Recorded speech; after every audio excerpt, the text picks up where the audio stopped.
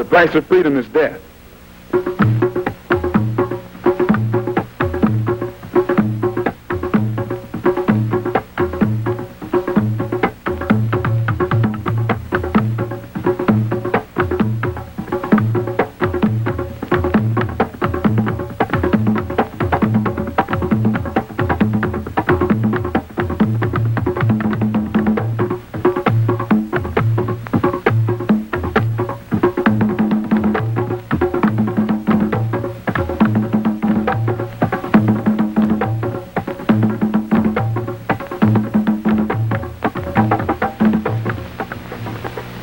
Personal political philosophy is black nationalism, which means that the black man should control the politics of his own community and control the politicians who are in his own community. My personal economic philosophy is also black nationalism, which means that the black man should have a hand in controlling the commanded so much attention as Malcolm X. He was one of the most electrifying speakers this country has ever produced. Some of the things he said rocked his contemporaries and his adversaries. For his own people. He developed into what he became from a turbulent childhood. Born in Omaha, Nebraska, raised in Lansing, Michigan, the son of a Baptist preacher who followed Marcus Garvey and was brutally murdered in Malcolm's youth.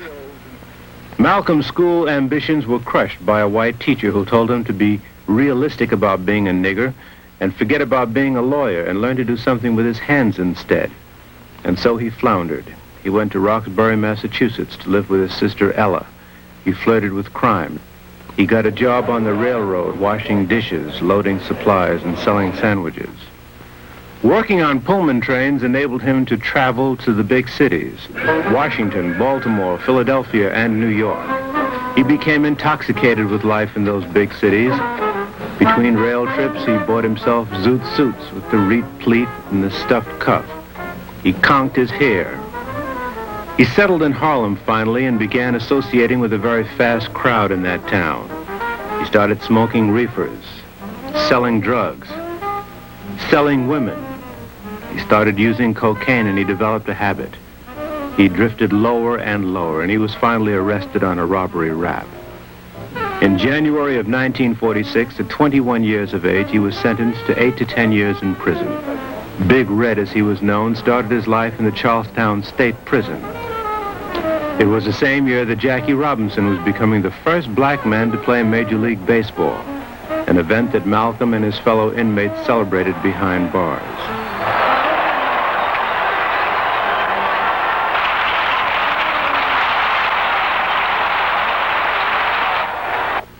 Malcolm was cold and belligerent in prison. He was soon dubbed Satan. Few would mess with him. But through the visits and letters of one of his brothers, he began to change. He was exposed to the teachings of a little-known man in Detroit named Elijah Muhammad.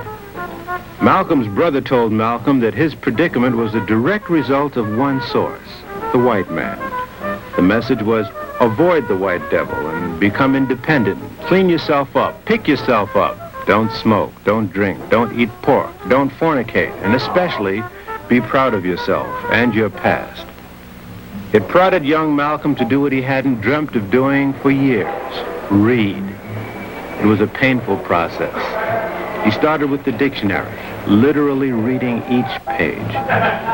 Then grammar books.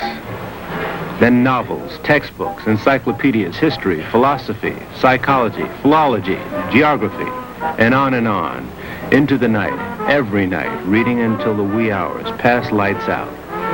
Reading in poor light damaged his eyes to the point that he had to wear glasses for the rest of his life. But he learned, and he grew.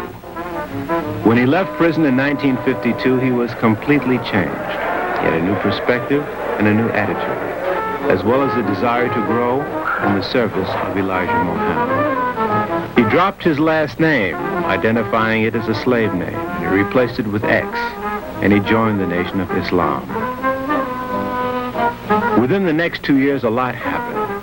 The United States Supreme Court handed down its historic Brown decision of 1954. It ruled that separate but equal schooling was inherently unequal and must end with all deliberate speed. And as that momentous verdict was being digested by America, Malcolm was back in the streets of Harlem, but now a minister of the Nation of Islam, assigned here by Elijah Muhammad to open up the nation's 7th temple. Malcolm fished for members at rallies that were being held by other organizations. It was a slow but very sure process. By now it was 1955, the year that the Civil Rights Movement ignited. It began in Montgomery, Alabama, with the Rosa Parks incident, and it spread throughout the nation. A young Baptist preacher at the forefront named the Reverend Dr. Martin Luther King, Jr. Picket demonstrations were occurring everywhere in the Southland and attracting heavy media coverage. Meanwhile, the Nation of Islam continued to grow. Malcolm was now Elijah Muhammad's national organizer and spokesman. He organized bazaars to attract new members and raise money. He turned out the first edition of the nation's newspaper, Muhammad Speaks, the sale of which brought in more money to develop the growing numbers of temples that were springing up with Malcolm's assistance. Malcolm read voraciously. He haunted bookstores like Louis Michau's National Memorial African Bookstore, located on 7th Avenue between 125th and 126th Streets. It helped him polish his astounding skills as a public speaker. It was his chief device to recruit members. It also helped him to deal with the news media that had begun to take notice. Abraham Lincoln tricked the so-called Negro into thinking that he was free, and when you read some of the books that were written by the so-called Negro historian J.E. Rogers, one of his books, God, the Africa's Gift to America, he points out plainly how Abraham Lincoln did nothing but trick the Negro, fool the Negro, and use the Negro, the same as every other politician who has been in the White House has been tricking and fooling and using the Negro as a political football ever since America has been America. The picket demonstrations in the South continued to escalate, and so did the development of the Nation of Islam, developing particularly in Harlem, where large crowds were now turning out to hear this fiery young man who had an extraordinary way with words and ideas. He sometimes spoke for hours, extemporaneously, but the attention of a standing crowd never faltered. Our desire, our prayer, that we can have a peaceful, intelligent rally here this afternoon. But at the same time, we see that they have surrounded us with many of their own agents, in uniform and out of uniform, who have spent much time here in Harlem posing as peace officers and at the same time breaking up the peace of black people. So we hope that they will be peaceful and we will be peaceful. We are here to tell you to love the white man. You have come to the wrong place. And those of you who think that you perhaps came here to hear us tell you to turn the other cheek to the brutality of the white man, I say again, you came to the wrong place.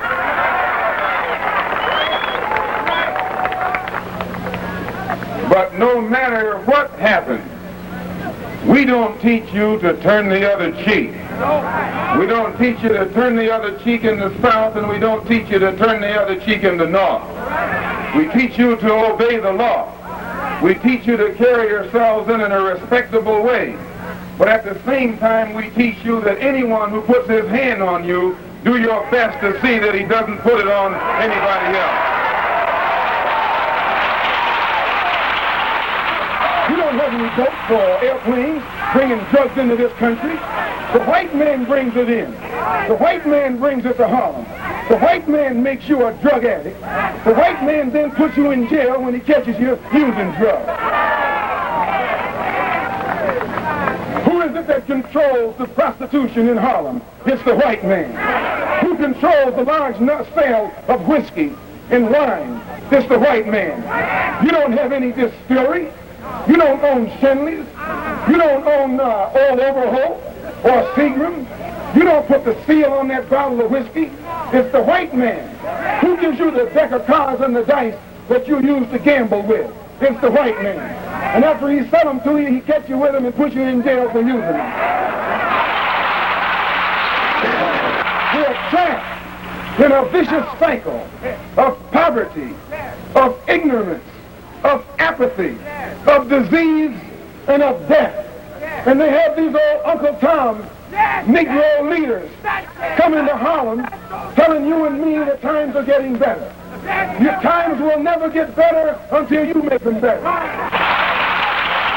are thing that goes on right here in Holland.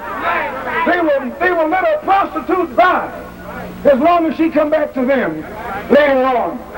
They encourage her to be a prostitute. They take bribes from her for being a prostitute. And they'll take it in cash or they'll take it in trade. Well, we're here to tell them it has to come to a stop. Anytime you find any white man taking advantage of your woman, disrespecting her, you're within your right to do the same thing to him that he's been doing to you.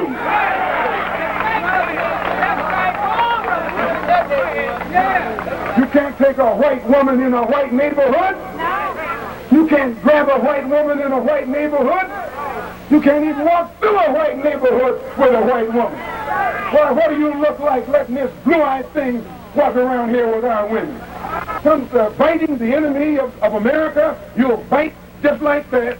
Whether he tell you to bite in Korea or bite in Berlin or bite in the South Pacific.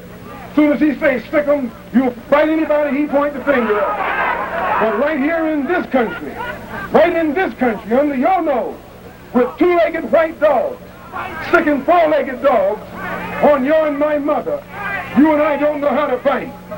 Sticking dogs on your and my sister, and you and I don't know how to fight. Sticking dogs on our children and dogs on our babies, and you don't know how to fight. You can't fight nor bark until the white man say bark or bite. In the South, you are segregated by that dog. In the North, you integrated with this dog. And it's no different. I hope you're not getting too wet.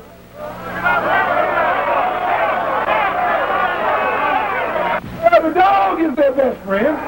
The dog is their closest relative. They got the same kind of hair, the same kind of skin, and the same kind of smell. Oh, yeah.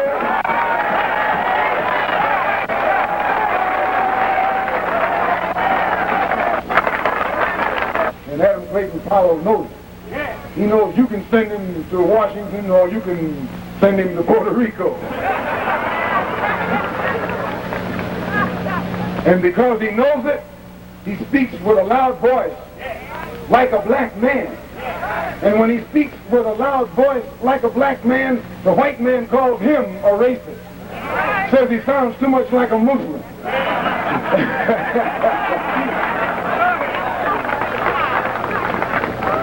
Simply because he's trying to tell the white man where it's at. When the Honorable Elijah Muhammad finishes opening your and my eyes and making it possible for us to see this white man like he really is, he don't have to worry about us integrating with him. We don't want to be around that old pale thing.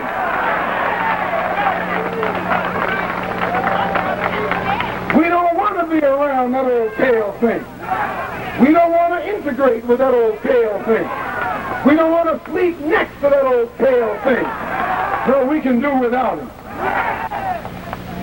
You find that old pale thing laying out in the sun, trying to get to look like you. That old pale thing.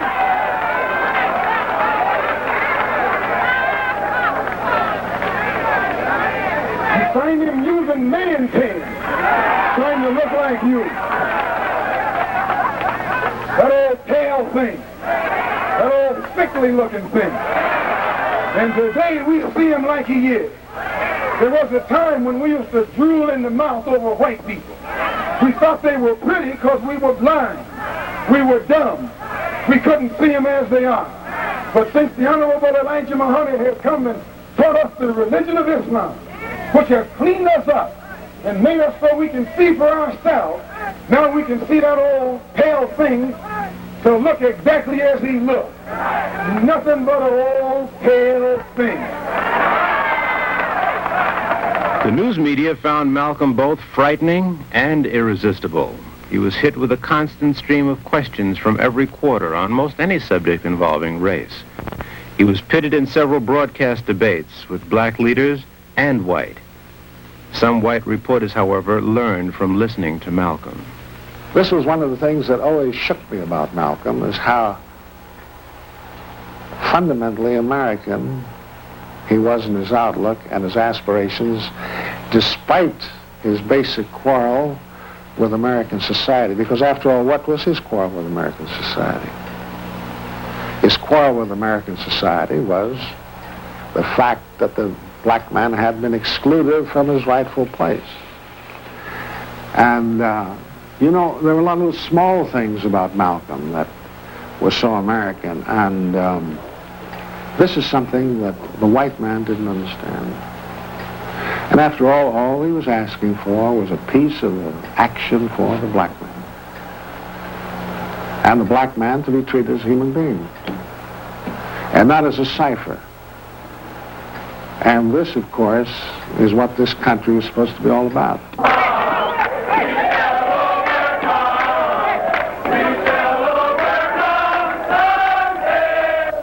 Malcolm's fury was directed at the same enemy that Dr. King's movement in the South was attacking, white racism. But they had different ideas about dealing with the violence of whites upon blacks. Well, I've made this clear over and over again that my staff is absolutely committed to nonviolence. We have taught it, we have preached it, we have not encouraged violence at any point. We are not afraid.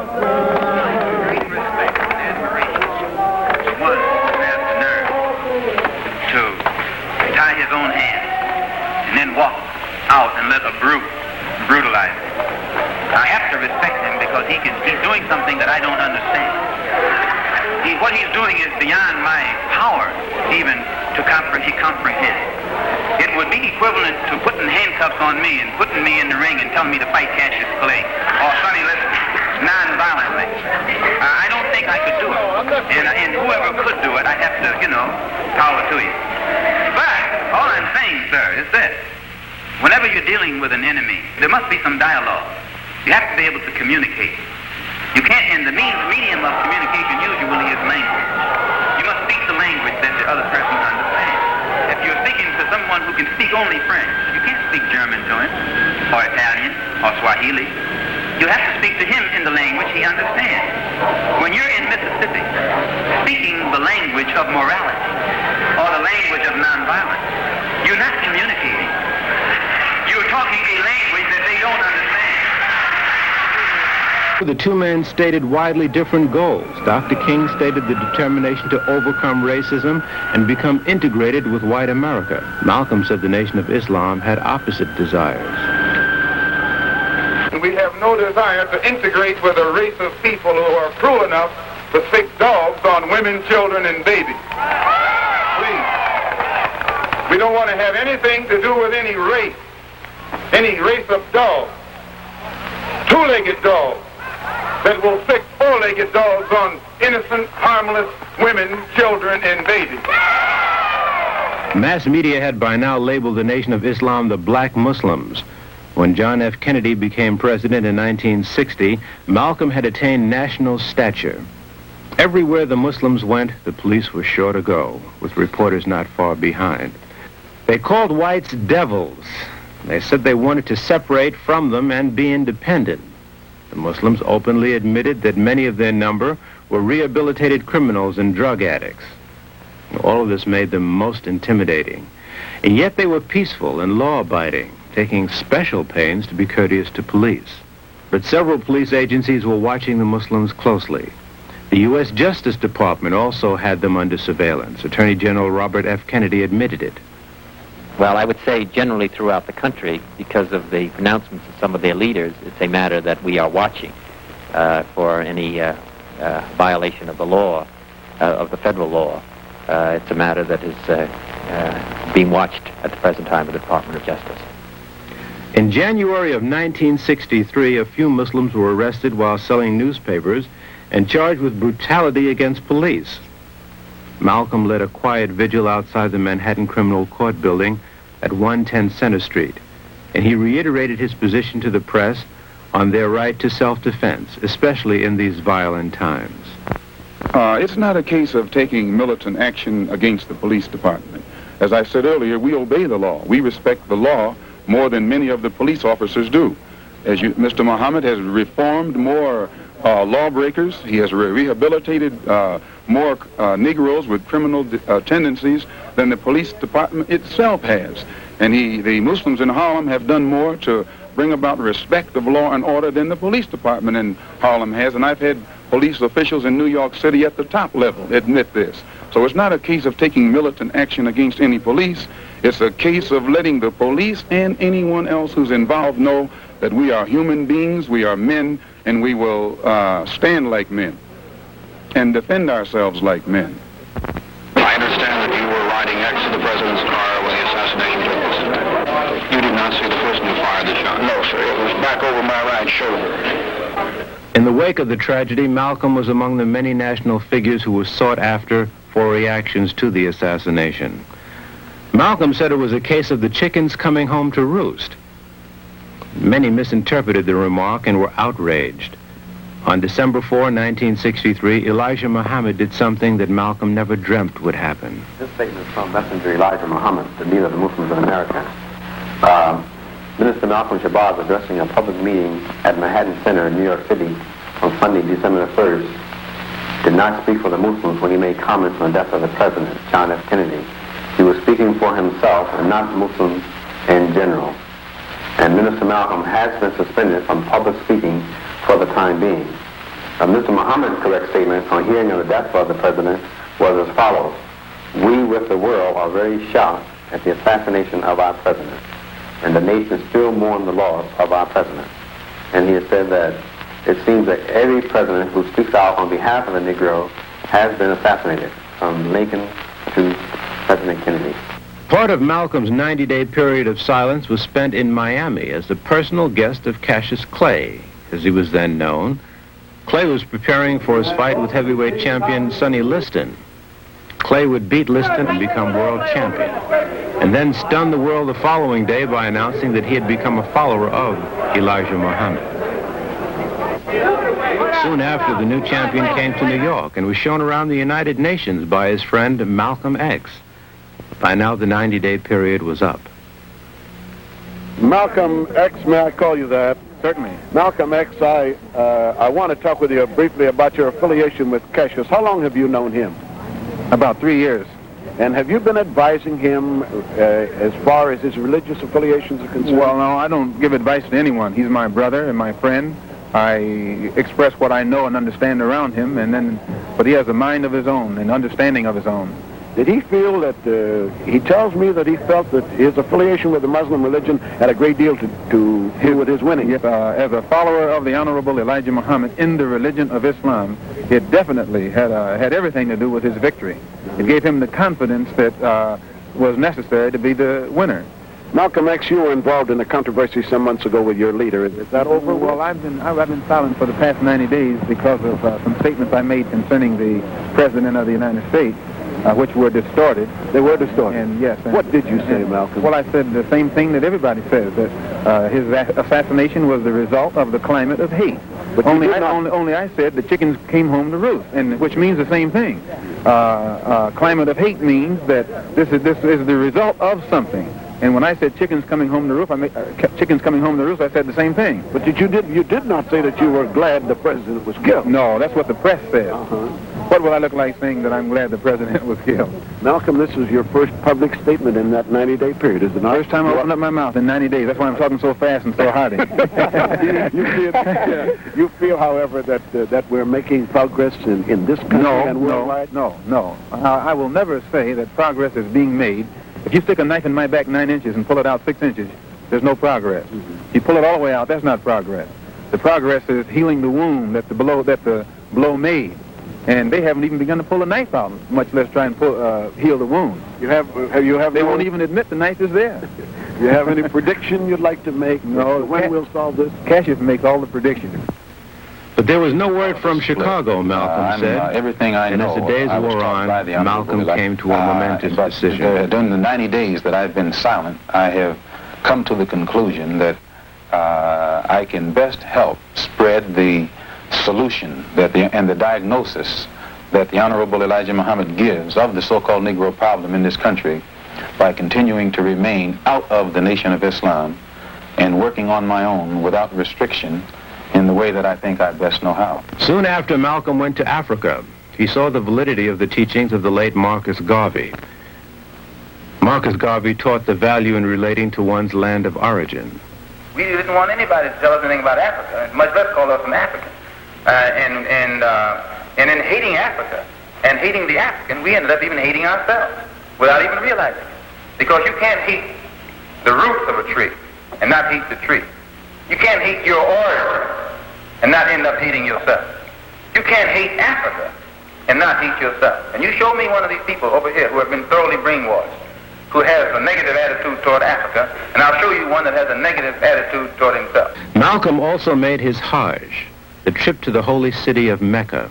There he received an Islamic name, El-Hajj Malik el-Shabazz.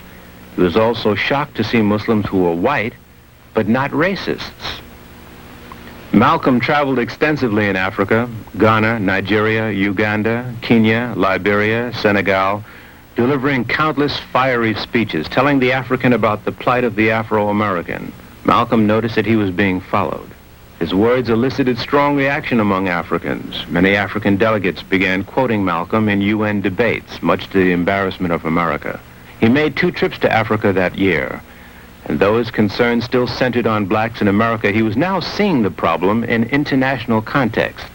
Malcolm, what is your purpose here? Well, my purpose here is to remind the African heads of state that there are 22 million of us in America who are also of African descent, and to remind them also that we are the victims of America's colonialism or American imperialism, and that our problem is not an American problem, it's a human problem. It's not a Negro problem, it's a problem of humanity. It's not a problem of civil rights, but a problem of human rights.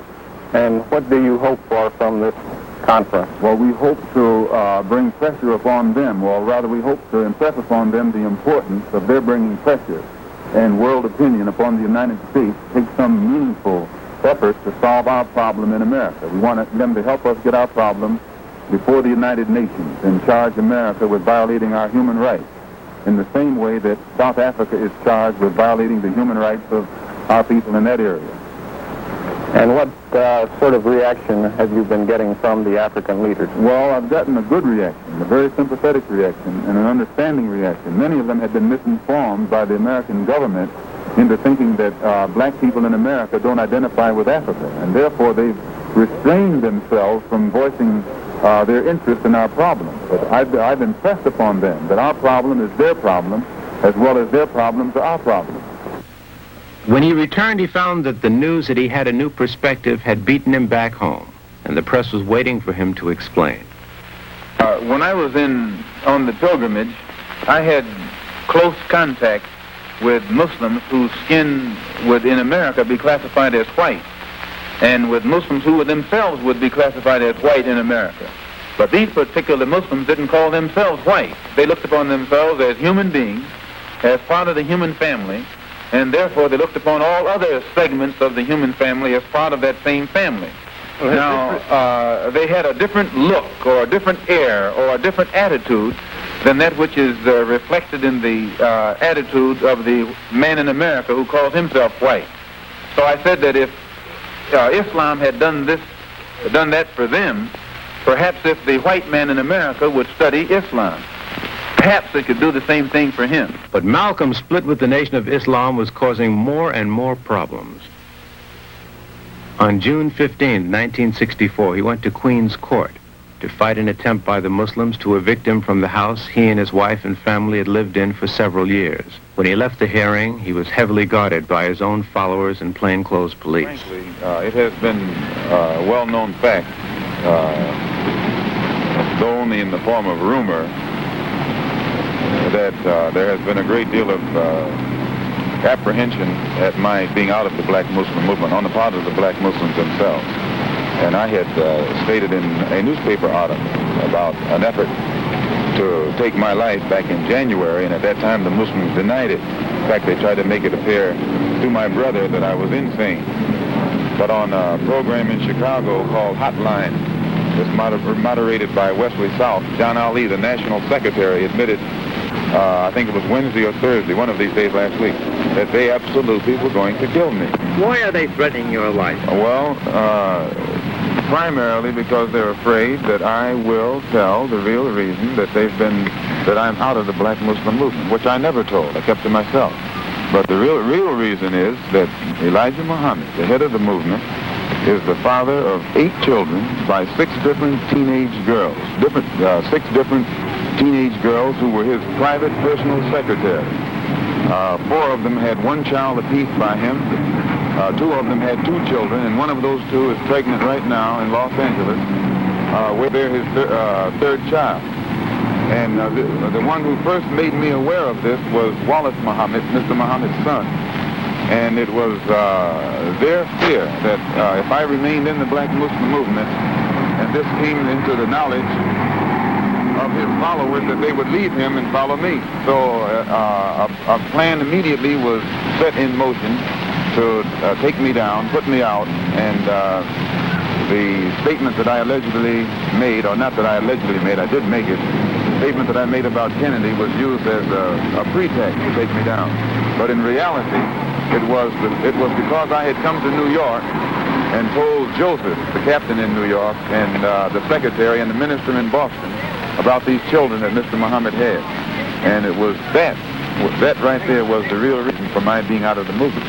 Did you get out of the... What will you take to protect yourself from this threat? I take no steps. I have a rifle. If anybody comes to my house without a good reason, I intend to try and use it, and that's all. A few days later, Congress passed the Civil Rights Bill barring discrimination in education. Malcolm had this reaction in the schoolyard of IS 201 in Harlem. I'm going to use to prove that you can use new legislation and change the conditions that our people face in the South. So instead of legislation, in my opinion, it takes education. The whites have to be re-educated so that the racism that they have in their heart can be eliminated, and our people have to be re-educated so that we will know how to do something for ourselves instead of waiting for others to do it for us all the time. Well, how will that re-education be brought about? Well, just as in World War II, this country could use its news media to propagandize and make the whole American public love the Germans and the Japanese, rather love the Russians and the Chinese, and hate the Germans and the Japanese. And then after the war, they changed it and made the American public love the Germans and love the Japanese, hate the Russians and hate the Chinese, which shows that they can make the American public love whom they will and hate whom they will. And that same process can be used to re-educate the American public and show white people how to love black people and show black people how to do something to stand on our own feet and solve our own problems. The black man doesn't have to be taught to love the white man. The white man has to be taught to love the black man. Or at least, do you think the Civil Rights Bill, when it's passed, is a sign of better times for Negroes in this country? No. As I said before, the legislation won't solve our problems. New York City has all of the laws. It has FEPC. And still there's job discrimination in this city. Laws doesn't solve, that type of law doesn't solve the problem.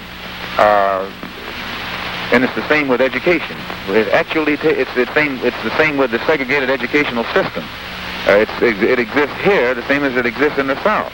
Now, the law here is on the side of an integrated school system, but you still don't have an integrated school system. What do you think of Senator Goldwater's stand on the Civil Rights Bill? Well, he's probably being more honest than the other politicians are. Even though his stand is the wrong stand, and it's an unjust stand, still he's being more honest than the other white politicians are. I don't think that in his heart, Lyndon B. Johnson's stand is any different from Goldwater's stand. Lyndon B. Johnson is taking a stand that is for political expediency. And it's the same with all of the so-called liberal element. It's political expediency, politics. As the winter of 1964 began, Malcolm kept up a brutal pace, speaking at scores of colleges, traveling from state to state, and developing his 2 organizations at the same time. Outside Barnard College, en route to making a speech, he was asked about the Muslims. He says there are probably less than 7,000 members now in the Muslim. Well, it has fallen apart. No, thank you. It has fallen apart. And dissatisfied black Americans are now free to participate into the full swing of the struggle that's going on in this country, and I think it will be inclined to step up the tempo. Are they in your movement? Every movement. On February 4th, 1965, Malcolm came to Selma, Alabama, in the thick of Dr. King's voter registration drive.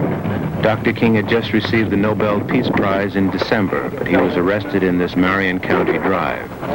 Dr. King, the apostle of peace, would die violently in 4 years. Malcolm was invited to speak at Brown's Methodist Church in Selma by the Student Nonviolent Coordinating Committee. Mrs. Coretta King spoke and sat next to Malcolm at the dais. She said later that Malcolm told her that he wanted to work with, not against her husband. Then Malcolm addressed the audience. You have to read the history of slavery to understand this. There were two kinds of Negroes. There was that old house Negro and the field Negro. Hold the light higher. And the house Negro always looked out for his master. When the field Negroes got too much out of line, he held them back in check. He put them back on the plantation. Like people like me, talking to the slaves, they didn't kill him. They sent some old house Negro along behind him to undo what he said. Because he lived better than the field Negro. He ate better, he dressed better, and he lived in a better house. He lived right up next to his master in the attic or the basement. He ate the same food his master ate and wore his same clothes. And he could talk just like his master. Good diction. And he loved his master more than his master loved himself. That's why he didn't want his master hurt.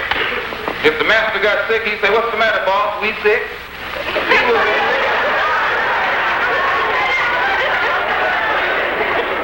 When the master's house caught a fire, he'd try and put the fire out. He didn't want his master's house burned. He never wanted his master's property threatened. And he was more defensive of it than the master was. That was the house Negro. But then you had some field Negroes who lived in huts, had nothing to lose. They wore the worst kind of clothes. They ate the worst food. And they caught hell. They felt the sting of the lash. They hated their master. Oh, yes, they did. If the master got sick, they prayed that the master died. If the master's house caught a fire, they prayed for a strong wind to come along. This was the difference between the two. And today you still have house Negroes and field Negroes.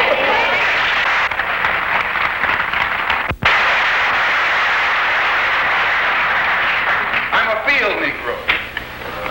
If I can't live in the house as a human being, I'm praying for a wind to come along. If the master won't treat me right and he's sick, I'll tell the doctor to go in the other direction.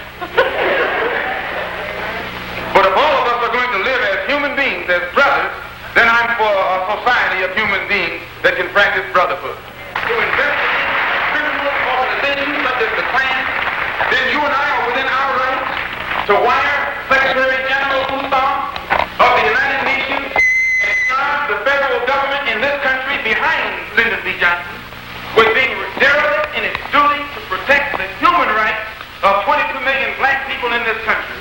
And in their failure to protect our human rights, they are violating the United Nations Charter, and they are not qualified to continue to sit in that international body and talk about what human rights should be done in other countries on this earth. So before I sit down, I want to thank you for listening to me. I hope I haven't put anybody on the spot. I'm not intending to try and stir you up and make you do something that you wouldn't have done anyway.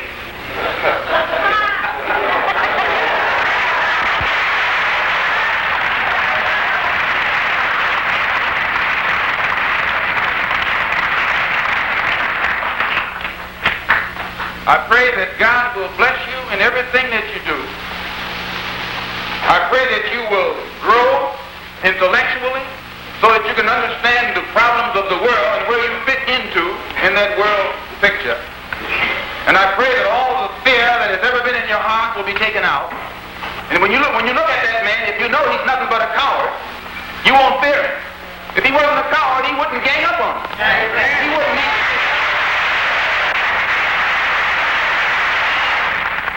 His East Elmhurst house was bombed 10 days later on February 14th. He and his family were asleep when the bomb struck at 2:15 a.m. Miraculously, they all got out of the house unharmed. No one was ever caught for the deed. Malcolm had 8 days to live.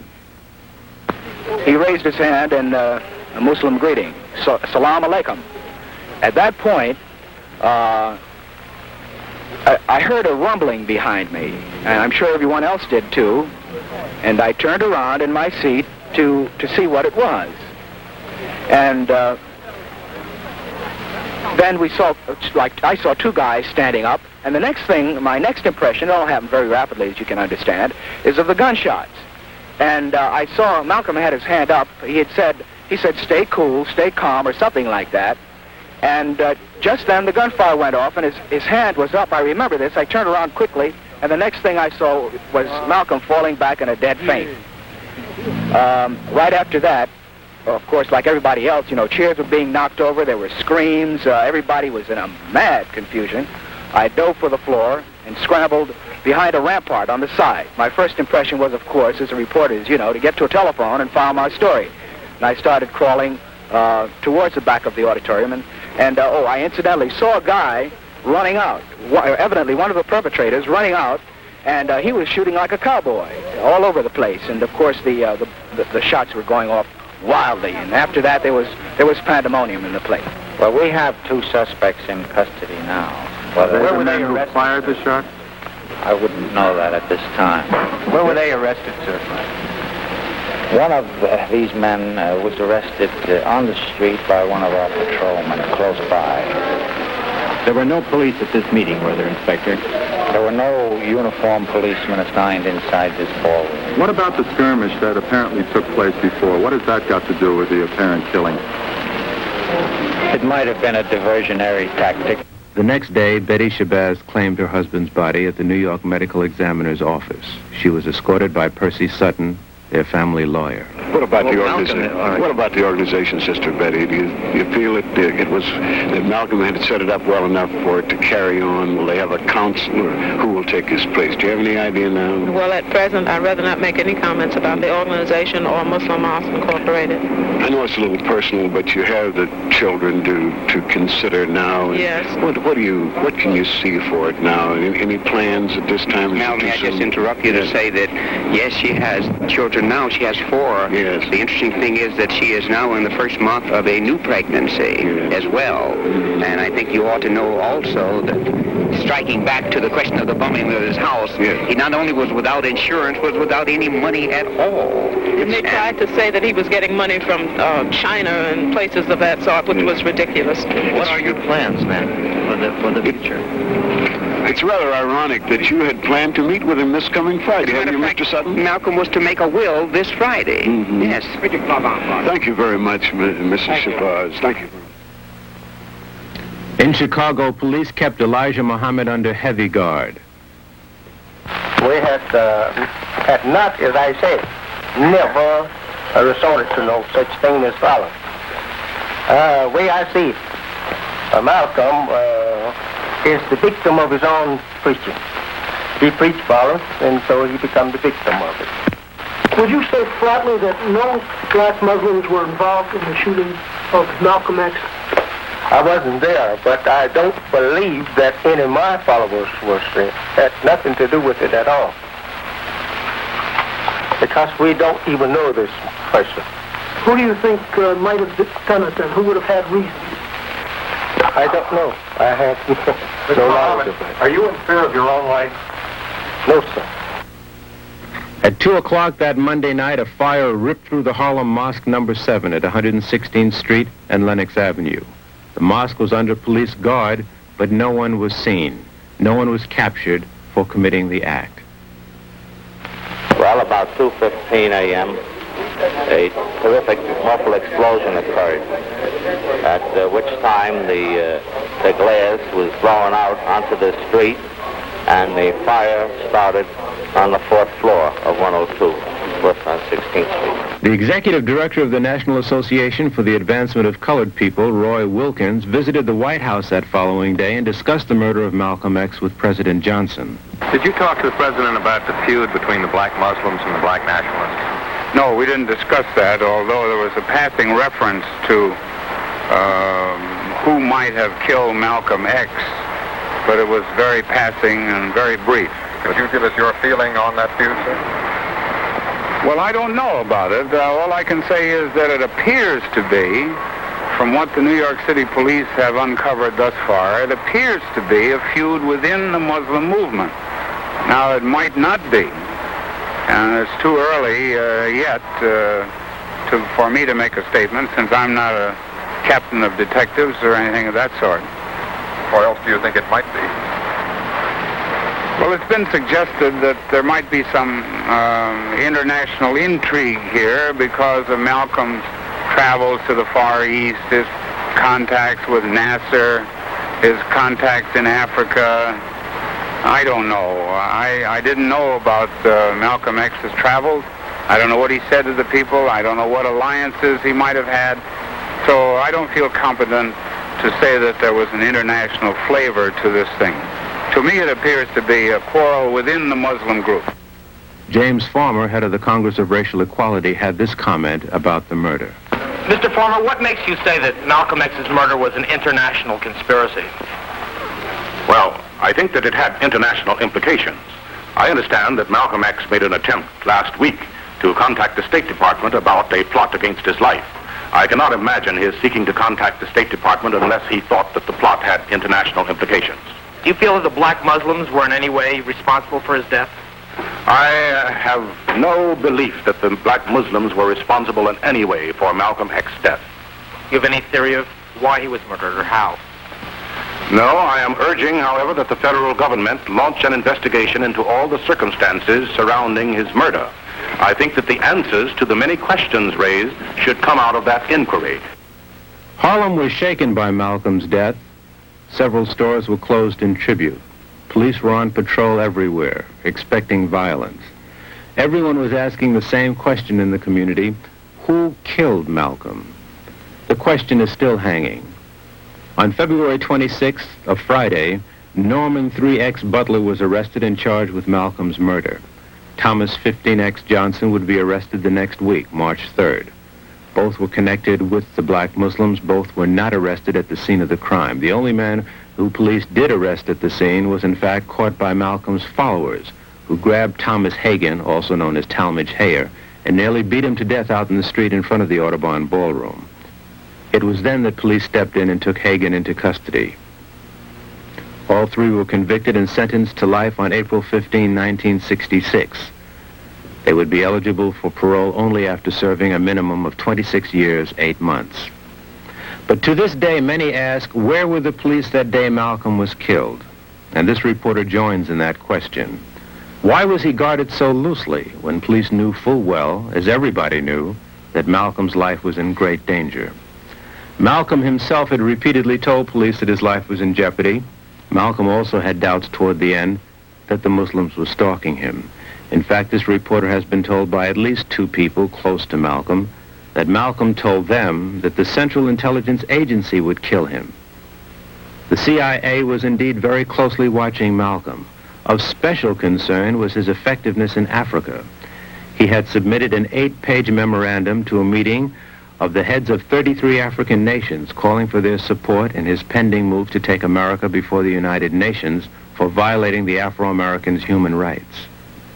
In view of America's heavy economic interests in Africa, there can be no doubt that such a move, successful or not, would have been most embarrassing to this country and would have certainly injured the huge investments of countless American big businesses in Africa. Malcolm's speeches in Africa had a devastating impact. Several U.S. ambassadors complained. U.S. officials tried to have him barred from speaking in Kenya and several other African nations. And what of Malcolm's talks with King Faisal, the czar of the world's oil supply? How much influence did Malcolm's words have on what is happening today? In the interest of justice and truth, the following questions must be answered. Why was Malcolm almost fatally poisoned while he was in Africa? And who did it? Why was Malcolm forbidden entry to France? And what American influence was behind that? Who bombed Malcolm's house? And why has no one been caught?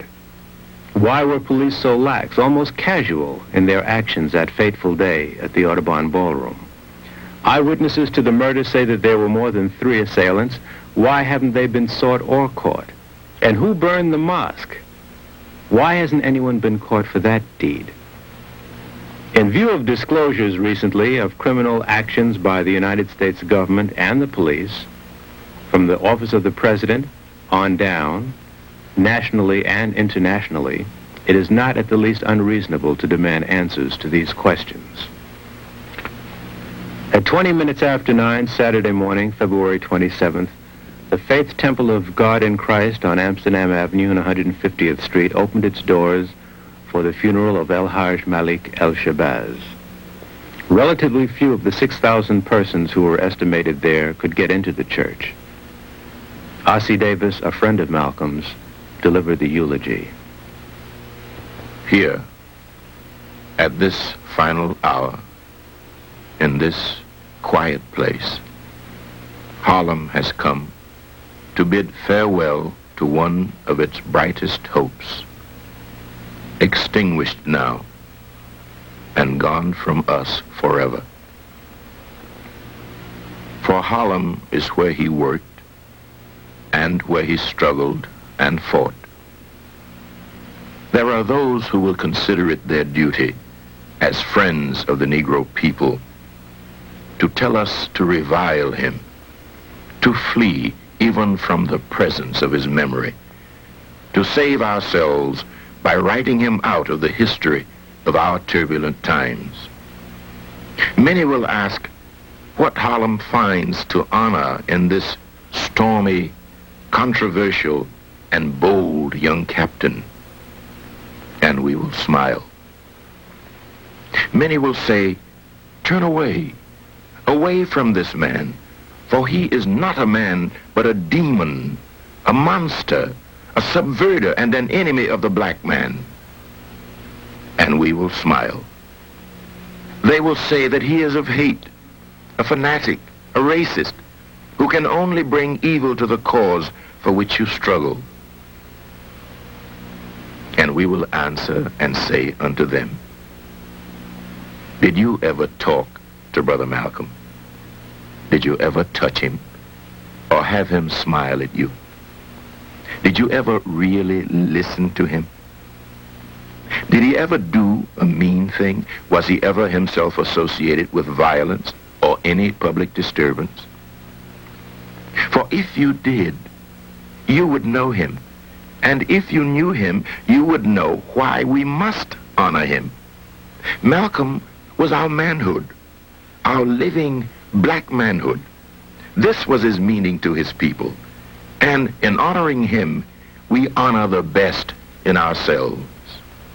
However much we differed with him, or with each other about him and his value as a man, let his going from us serve only to bring us together now. Consigning these mortal remains to earth, the common mother of all, secure in the knowledge that what we place in the ground is no more now a man, but a seed, which, after the winter of discontent, will come forth again to meet us, and we shall know him then for what he was and is, a prince, our own black shining prince, who did not hesitate to die because he loved us so. Anytime you beg another man to set you free, you will never be free. Freedom is something that you have to do for yourself. Just like the white man in America brought about freedom for himself by letting the people who oppressed him and colonized him know that he was willing to pay the price. And until the American Negro lets the white man know that we are really ready and willing to pay the price that is necessary for freedom, our people will always be walking around here second-class citizens, or what you call 20th century slaves. What price are you talking about, sir? The price of freedom is death.